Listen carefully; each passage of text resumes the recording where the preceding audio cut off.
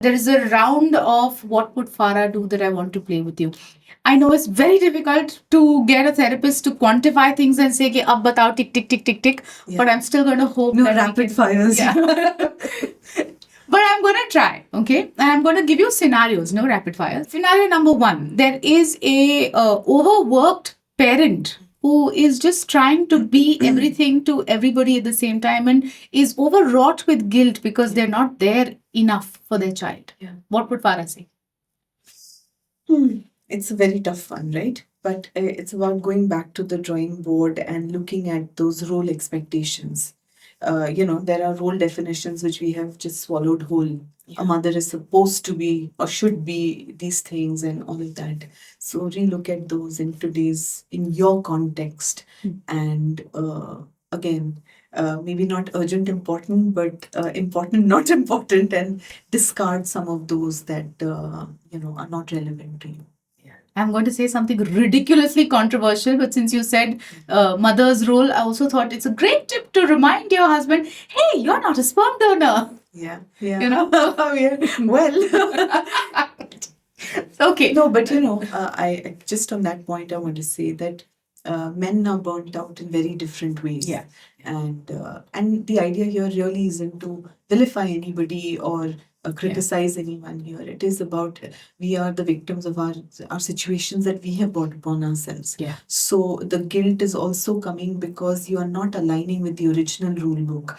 Guilt and shame are mechanisms that are put in place so that control can continue to play out, right? So each time you defy the rule book, the original rule book that you were taught, you will experience guilt, shame, regret. So go back to the original rule book, update that belief like you would update your phone software, and move on. Beautiful. Thank you for sharing that.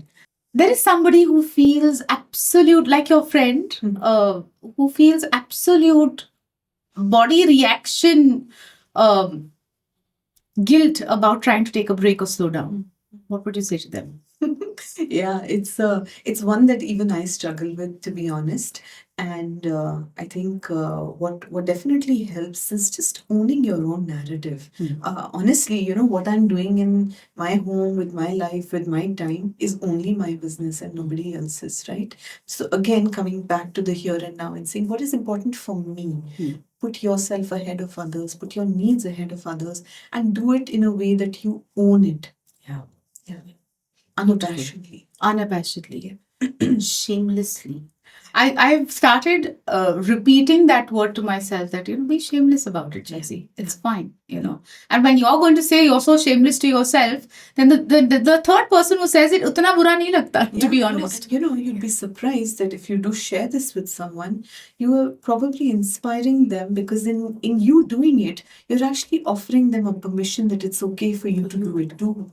That's beautiful, right? Yeah. And just imagine a series of such permissions could actually change the way we look at that thing. A cascading effect. Cascading effect. Hope springs eternal. Yeah. A couple that's burnt out beyond redemption doesn't know how to reconnect. Yeah. What would you say? Yeah.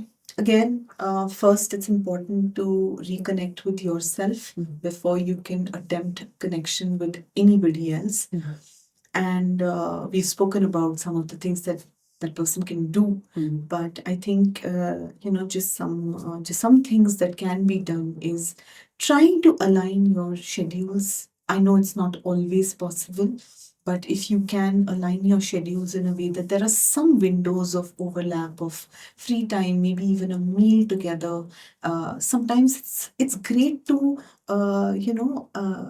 like make it a non-negotiable, like doing a meal together or going for a 10-minute walk downstairs, or right, like any of those things that are okay for you to do in your setup. Must be made non-negotiable, because see, ultimately the thing is that self-care is as important as your other to-do tasks. Yes. Right? So it is a necessity and it is not a cure. Let's look at it like this. So scheduling date nights is not lame. It's not lame, Yeah, but when you say date night, sometimes there can be an unsaid expectation from yourself and from your partner Fair point. about, it'll turn out into perhaps you will sit in that quote unquote date night and talk about finances or kids or Yeah. whatever. But yes, it's about just that exclusive time, 10 minutes, checking in with each other. And I think above all else, just to have a very real conversation with each other about how you're doing, what's the energy level, what you need more of, what you need less of, Yeah. and just releasing that with your partner can be so connecting. Yes. In fact, I was meaning to ask you this somewhere. We didn't get sidetracked. We were really on track. But I wanted to ask you this. When you're so long in a relationship, certain patterns emerge out of your burnout, where just, maybe your partner's asking something of you and you're just so tired in anticipation. कि आप झटका देते हो. You're very reactive. Yeah.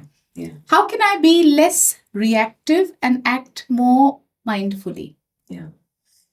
There are, again, going back to a little bit of transactional analysis here, that there are stages of a relationship, of a couplehood, if you can call it. And one of them is, so the first stage is very nice because it's symbiotic, it's the honeymoon period. Then what happens is that one of them starts taking, gets back to work, and one of them is still relatively less busy, etc. And that's where the differences or the frustrations or the irritations start coming in, the complaints will start coming in, all of that. Then what happens is that the third stage is when both people are either working or are occupied in their own things, right? Yeah. So that's the practicing stage. And in this stage, the rift widens and there is resentment that sets in. There are complaints, there is maybe more verbal fights about the dissent, all of that, right? And the thing is that what does the person who's burnt out need? They need empathy because empathy has, the tank is empty, right? There is no compassion, even for the self. Yes. So if in that moment that partner is cribbing or criticizing, it is actually perhaps not even landing because they are so checked out that they're not in a place to do anything about it. So at such times, empathy and compassion, I know it sounds a bit counter this thing that, I'm already so pissed off and you're asking me to show empathy. But if that happens, it is possible to reconnect. But criticism will not land because this person has already reached a space of emotional flatlining. Right.